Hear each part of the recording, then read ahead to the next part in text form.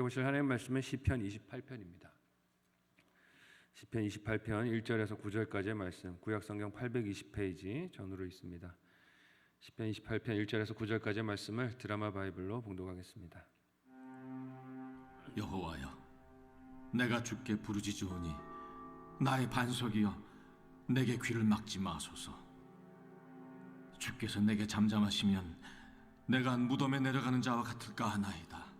내가 주의 지성소를 향하여 나의 손을 들고 주께 부르짖을 때 나의 간구하는 소리를 들으소서.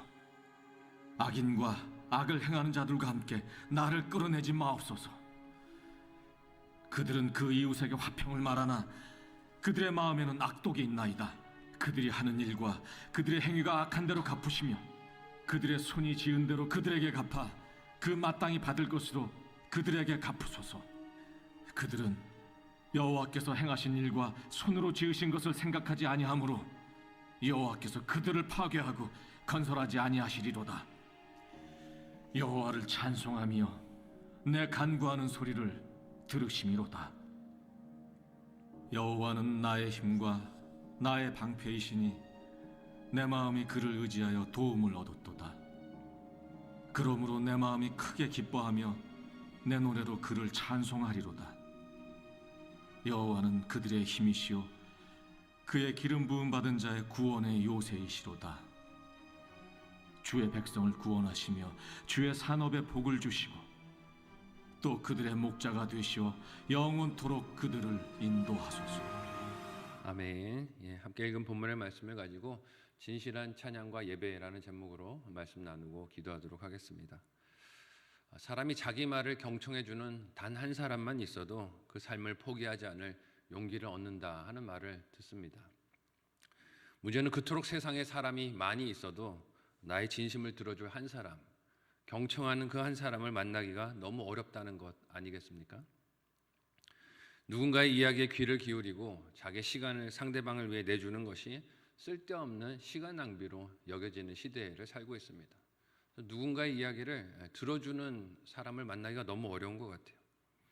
그런 영향력 때문인지 모르겠지만 가정에서 가족들이 함께 있는 시간을 봐도 요즘은 참 안타까운 마음이 듭니다. 왜냐하면 서로의 이야기를 듣고 서로에게 눈과 귀를 내어주기보다는 그 눈과 귀가 다 휴대폰에 가 있을 때가 많은 것을 봐요. 가까이 가족을 두고 있어도 자녀들의 이야기, 부모의 이야기를 경청하는 가족들을 보기가 어려운 것을 봅니다. 참 안타까운 모습이죠. 하지만 혹여 사람들 중에 내 이야기를 귀 기울여 들어주는 한 사람이 있다 해도 그 관계 속에서도 오해가 생기며 갈등하는 문제들도 일어나는 것을 봅니다. 듣기는 들어주는데 어떻게 듣습니까? 내 중심으로 듣는 것이죠.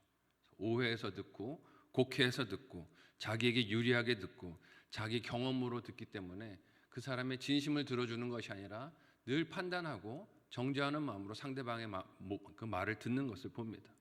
듣는 부분의 한계와 약점들이 인간에게 다 존재하고 있어요. 그래서 사람이 진정 자기의 속마음을 털어놓고 아뢰을 대상은 여호와 하나님밖에 없는 줄로 믿습니다. 내가 말하고 토로하는 것을 그대로 들어주는 분은 여호와 하나님밖에 없다는 것이죠. 오늘 시편의 저자인 다윗은 그런 간구를 그의 목소리를 들으신 하나님께 올려드리는 것을 봅니다. 함께 오늘 본문 1절에서 2절까지의 내용을 한 목소리로 읽어보도록 하겠습니다. 같이 읽습니다. 시작. 여호와여, 내가 주께 부르짖으오니 나의 반석이여, 내게 귀를 막지 마소서. 주께서 내게 잠잠하시면 내가 무덤에 내려가는 자와 같을까 하나이다. 내가 주의 지성소를 향하여 나의 손을 들고 주께 부르짖을 때에 나의 간구하는 소리를 들으소서. 아멘.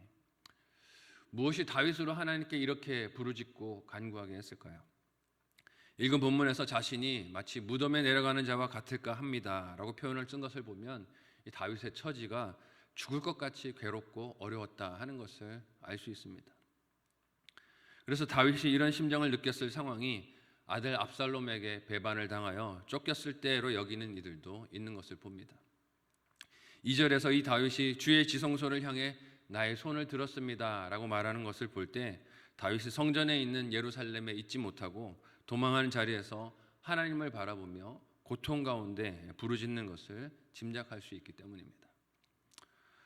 사무엘하 16장에 등장하는 시므이의 저주와 조롱이 그런 고통이 아니었을까 하는 생각이 들어요. 밤에 아들에게 쫓겨서 도망 나가고 있었을 때 사울의 친척이었던 시므이가 네 인생 사는 꼴을 보니 이렇게 된 것도 네 인생 결론이다라고 비아냥거렸던 것을 봅니다.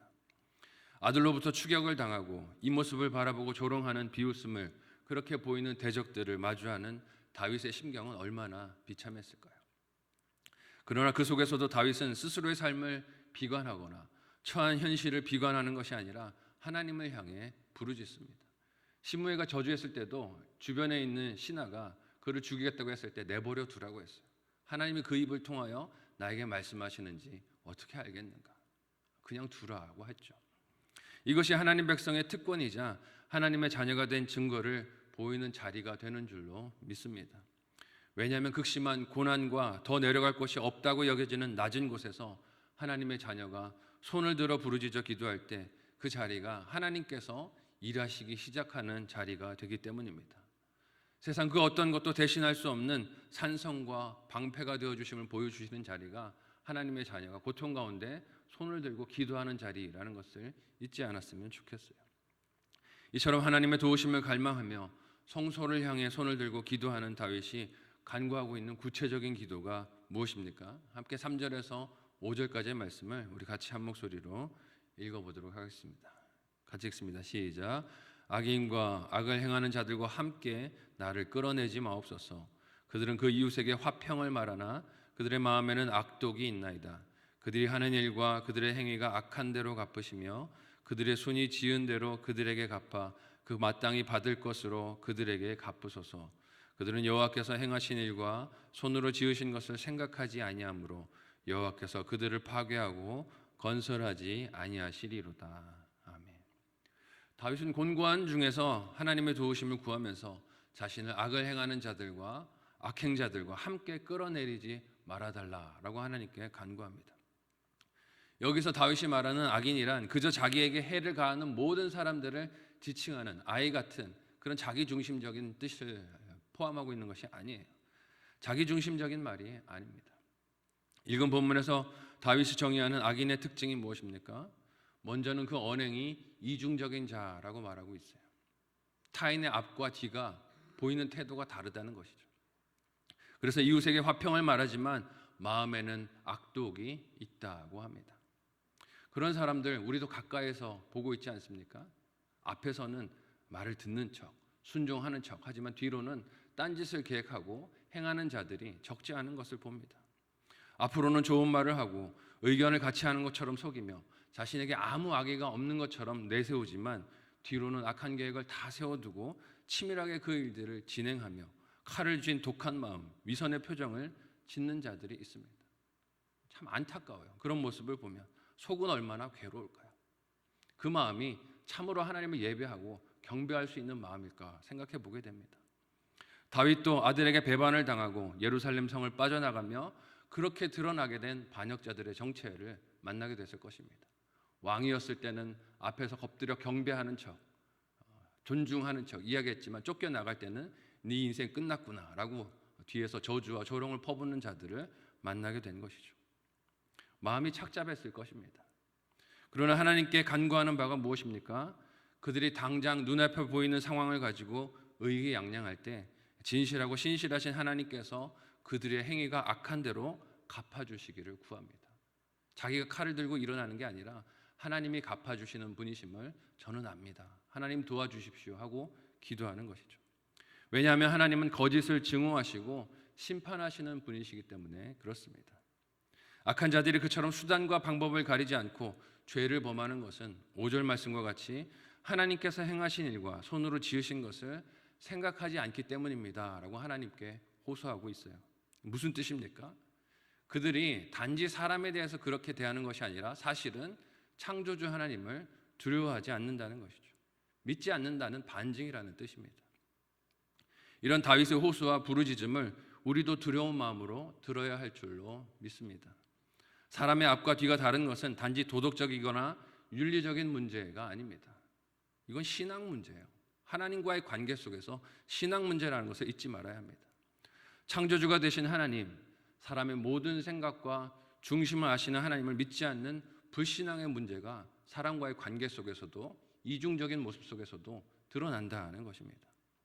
창조주를 믿지 않기 때문에 이중적이고 외식하며 사람의 앞과 뒤가 다른 말과 흉계를 꾸며 악을 행하는 것입니다. 다윗은 하나님께서 그런 자들을 결코 그들이 세우려는 것을 이루어지지 못하게 하실 분이십니다 라고 고백하고 하나님 앞에 찬양하고 있어요. 이어서 다윗이 어떤 하나님을 그렇게 찬송하고 있습니까? 함께 6절에서 9절까지의 말씀을 한 목소리로 읽어보도록 하겠습니다. 같이 읽습니다. 시작. 여호와를 찬송하며 내 간구하는 소리를 들으심이로다. 여호와는 나의 힘과 나의 방패이시니 내 마음이 그를 의지하여 도움을 얻었도다. 그러므로 내 마음이 크게 기뻐하며 내 노래로 그를 찬송하리로다. 여호와는 그들의 힘이시요 그의 기름 부음 받은 자의 구원의 요새이시로다.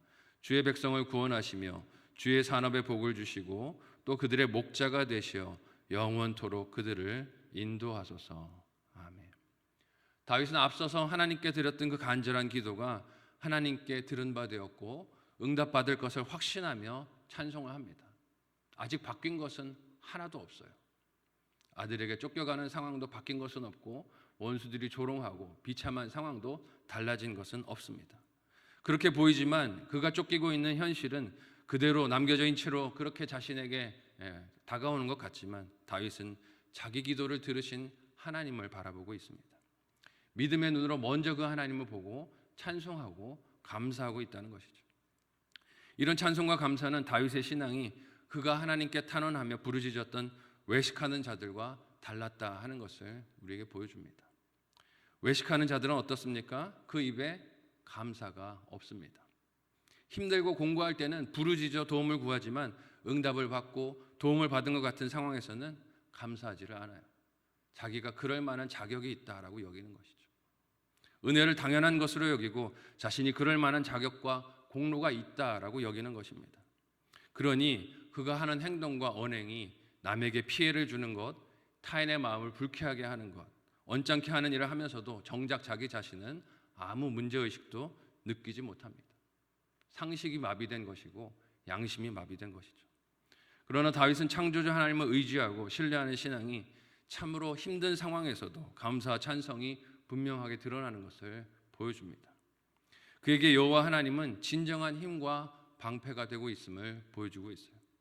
그래서 아들에게 쫓기는 이 비참한 현실과 괴로움 속에서도 하나님으로 기뻐하며 자기의 노래를 하나님께 올려드리며 찬양하고 있는 것을 봅니다. 이런 찬양이 하나님께서 진정 기쁨으로 받으시고 이런 예배가 하나님을 경험하는 자리가 되는 줄로 믿습니다. 우리가 고난 중에 있는 것, 때로 괴로움 중에 있는 것, 또 조롱과 수치를 당하는 상황 속에 있는 것은 이런 진정한 예배, 찬양을 하도록 하나님께서 또 인도해 주시는 기회의 자리가 됨을 우리가 잊지 말아야 하겠습니다. 오늘 나의 예배 속에서, 찬양 속에서 만나는 하나님은 어떤 분이십니까? 오늘 저녁에 또 찬양 간증 집회가 있을 것인데 그 시간에도 우리가 이런 마음으로 하나님 앞에 나와 예배하고 찬양할 수 있었으면 좋겠습니다. 나의 하나님은 어떤 분이십니까? 외식하는 자들이 이용하려는 하나님과 동일한 분은 아닌지 돌아볼 수 있었으면 좋겠습니다. 진실한 찬양과 예배로 그렇게 하나님과 만나는 저와 여러분 모두가 되시기를 예수님의 이름으로 간절히 소원하고 축복합니다. 아멘.